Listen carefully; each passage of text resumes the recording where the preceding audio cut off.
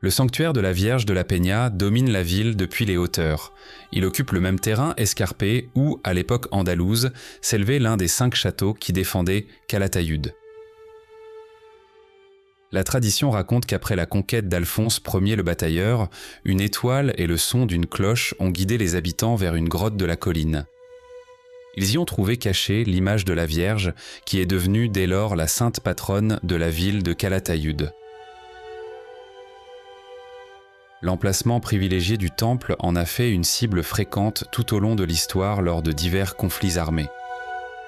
Cela a provoqué une histoire faite de destruction et de réformes continues.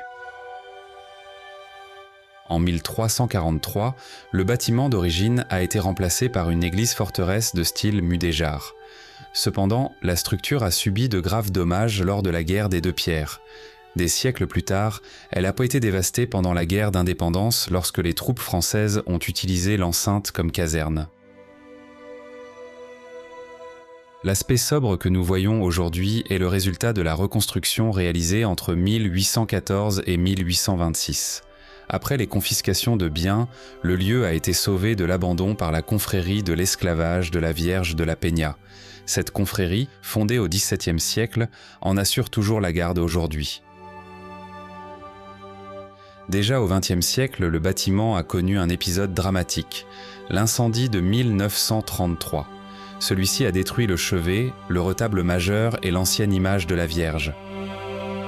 La restauration ultérieure a permis de récupérer ce qui avait été perdu. De nouvelles fresques ont été ajoutées dans le presbytère réalisé par le peintre local José María Rubio Vergara. Malgré les changements, l'intérieur conserve la mémoire médiévale. Dans la première chapelle, on conserve une décoration en plâtre de tradition gothique ainsi qu'un relief racontant la découverte fondatrice. Ce sont des survivants de l'ancien temple mudéjar.